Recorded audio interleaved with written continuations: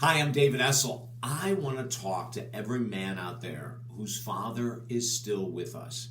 And the question I have for you today is, what type of a relationship do you have with your dad? Is it surface like mine was for, 64 years?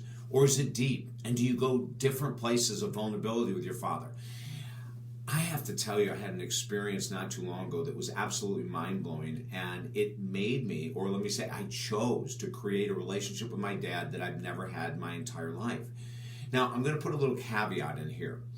If you never knew your dad, if your dad was never around, if you were abandoned or rejected, or if you went through life not knowing who your father was, or maybe he was a workaholic, or maybe he was an addict or an alcoholic, and you just never felt safe with him, this exercise may not be for you, but that doesn't mean that you shouldn't work with a professional if you have resentments against your father, and they may be justified, right? Maybe he treated you horrendously. And in that case, if you fall into that category as a man, as an adult man, please get help with a professional, someone who does the work similar to what I do, in order to release that pain so you can be free. For the rest of us, we have a really interesting goal to go after in my belief system, and that is to create a deep, intimate relationship with our fathers. I don't care how old you are. I don't care how old your father is. The benefits are immense. But the question that I had to ask myself before I decided to fly up and see my dad and go through this incredible ceremony that I'm going to talk to you about, I had to ask myself, why have I kept my relationship with my dad so surface? And the answer were all common sense answers. Like, he's an accountant. He sees things black and white, and I'm this wild child and this highly right-brain creative person combined with this highly left-brain organized person, and my dad and I just aren't on the same wavelength. Or maybe I was thinking he would reject me or judge me or abandon me even if I told him the truth about everything that I've gone through in life. So I never did until now. Several weeks ago, I made a decision. I had talked to my partner, Mia, and I had told her that my dad is getting older, and she had a great relationship with him via FaceTime. They had never met, but every Sunday they had just great conversations. Even though he's so sick and got so many problems, he comes alive when he sees her on FaceTime. So I made a decision that I was going to fly up to where my dad lives in upstate New York and ask him to be involved in this most important ceremony of my life, my engagement to Mia. I didn't know how I was going to do it. Remember, I had never talked to my dad about anything very serious at all. And so we flew up, and on the first day, Saturday, remember, I'm a 65-year-old male with a 94-year-old dad that has never gone deep at all. And on Saturday, I get a chance to introduce my fiancée to all my family members, and they fell in love with her. It was the coolest thing in the world to see. My dad, oh my God, you'd swear it was his daughter. He was so thrilled. He couldn't stop talking to her. Even though he has these incredible hearing aids, he never missed a thing she said. So the next day, Sunday, I asked Mia and my brother and sister and their husbands and wives to go out onto the front patio and to talk, and I was going to sit inside and talk to my dad. As a counselor, as a #1 best-selling author, as someone who's highly respected in the world of relationships, I had to admit, for my whole life, I had a surface relationship with my father. And I decided I wanted to change it. And I didn't know if he would accept me, if he would reject me, but I knew I had to go for it. If my dad is with us another year or 2 or 5 or 10 years, I did not want to miss this chance to be real, to be open, to be vulnerable as a male with my father. My father was an accountant and everything was black and white. Would he accept this? So I sat down and I said, Dad, I want to talk to you man to man. And I want to ask you to be a part of something really important that I'd like to do today. Now, as a side note, I had never asked my dad for permission for anything. I had never told my dad, hey, I'm going to write a new book and this is what it is. I would just send him a copy of the new book in the mail. I never sat down and said to my dad, I'm struggling with addictions. I never sat down and said to my dad, I'm struggling financially. I had never been real with my own father. And that was about to change. And so I said to him, I would love to have your acceptance and your blessing for me to marry Mia. And I don't know how you feel about it, but I would love for your endorsement, Dad.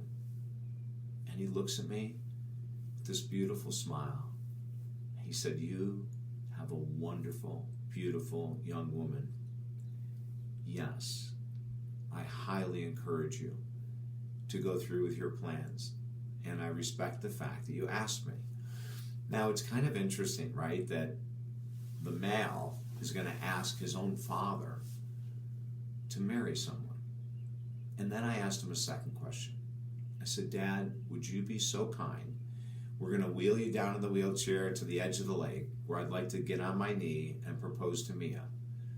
Would you be so kind to take her right hand and hand it to me? And he said, David, I would love to do that, but we're not going to do it on the grass on the lake. I go, what do you mean? Now, here's my dad taking over my engagement plans, right?